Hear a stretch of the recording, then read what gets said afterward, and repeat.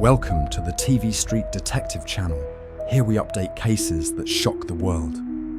In the late 1800s and early 1900s, America witnessed a series of shocking presidential assassinations.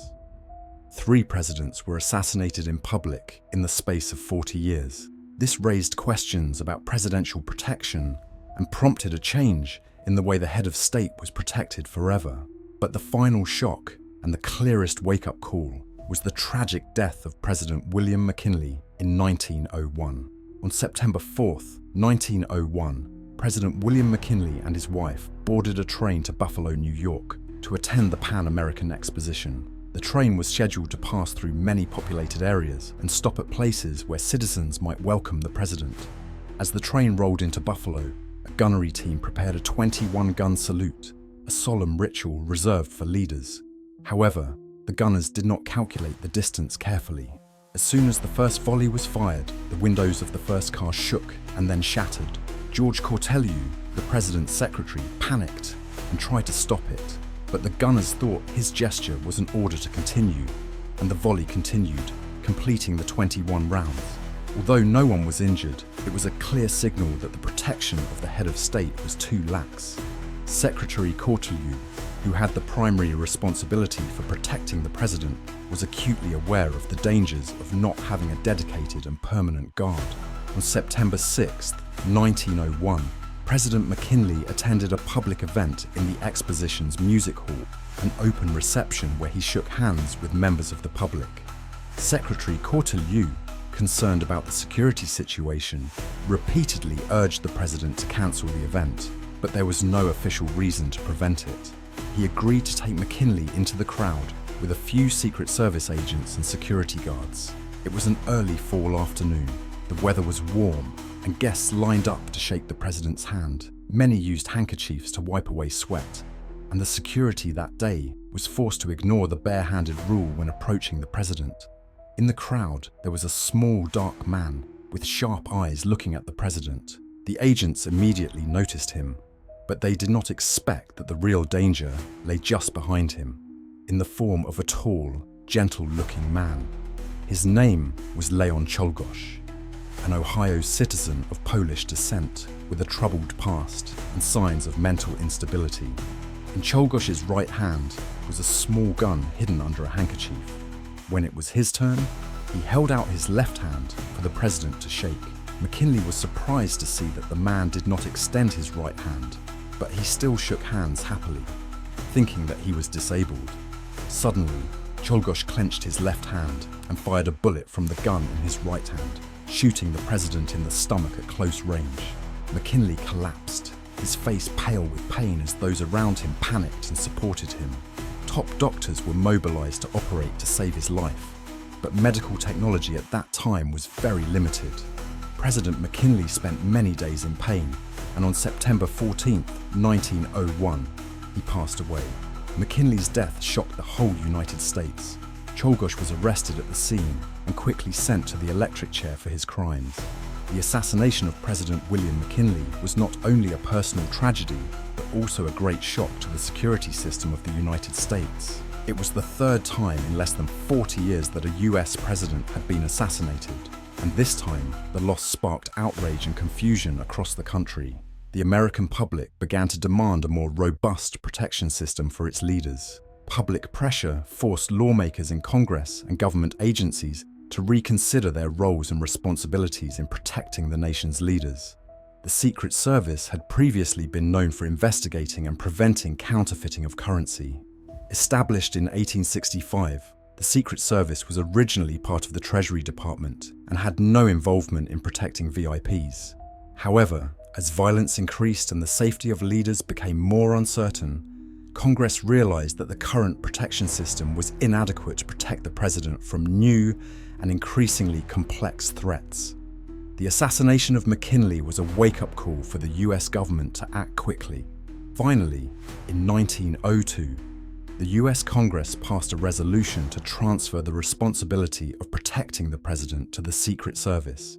This was a major turning point in US history when an agency that was only responsible for financial investigations now had to take on the additional responsibility of ensuring the security of the president, a task that required a sense of responsibility, courage, and outstanding protection skills. Not stopping there, the recruitment and training process of the Secret Service was strengthened and raised to a whole new level. Agents were now not only scouts. Not only are they talented investigators, but they are also warriors, highly trained in quick reaction skills, shooting, and defensive tactics. They are trained to work in all situations, from protecting the president on foreign trips, public events, to emergency situations.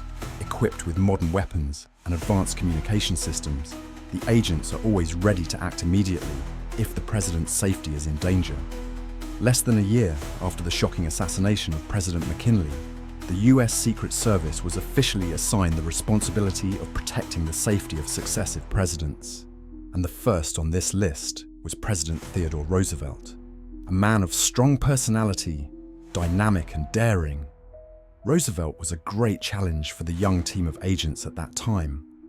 He was not a leader who would sit quietly behind the curtain of security. With his fiery and passionate nature, Roosevelt often broke the mold, ignoring the rules that the Secret Service team had to follow to protect him. One of Roosevelt's great hobbies was participating in outdoor activities. He loved hunting, horseback riding, camping, and even spending time hiking through the woods, activities that put him in vulnerable situations. Not only did Roosevelt stop at his own pleasures, he often organized public events with large crowds. He believed in direct connection with the people and wanted people to see him not only as a president in office, but also as a warrior in everyday life. Every time Roosevelt decided to appear in public, the Secret Service team had to put all their efforts into planning protection, from preparation to immediate deployment, ensuring that people could see their president but still under strict control. Roosevelt's adventurous personality sometimes forced the Secret Service team to operate outside their limits. Agents protecting the president not only need protection skills, they also have to learn to anticipate and respond to any sudden situations due to Roosevelt's unpredictable style. For example, on hunting trips that last for many days, agents have to stick close. Although protecting a leader in the dangerous wilderness is very different from protecting him in the city.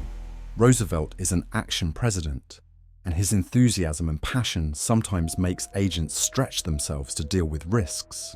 While he hunts or organizes camping in the woods, unsafe spaces, agents always have to ensure that he is best protected without affecting the president's experience. It is these requirements of both tight protection and flexibility that give the Secret Service team the opportunity to practice responding to unexpected situations and learn how to work in difficult conditions. For Roosevelt, every public appearance or adventure was a test not only for himself, but also for his security team. Roosevelt's courage and fearlessness forced the newly assigned Secret Service team to constantly innovate, perfect their protection skills, and improve their ability to improvise, thereby perfecting and building the foundation of a modern Secret Service.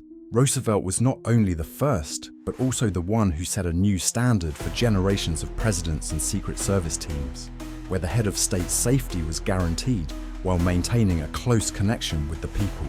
The assassination of McKinley completely changed the concept of presidential security in the United States. The decision to give the Secret Service this task was a groundbreaking measure and laid the foundation for the modern presidential protection system that followed. History has proven that strengthening and training secret agents not only helps ensure the safety of leaders, but also protects national symbols. This is also America's commitment to never let similar tragedies happen again. Sincerely thank the audience for watching. Please press the bell and subscribe to update the latest videos. Like and share to share with more people. Comment your thoughts, comments, or suggest contributions so we can improve. Reference and summary source, Street Detective TV. Make sure to like, share, and subscribe to our channel to explore shocking true crime stories, unsolved mysteries, and secrets yet to be uncovered. Hit the notification bell so you won't miss any new videos. Your support means everything to us and helps us continue bringing exciting, high-quality content. Thank you for joining us on this journey.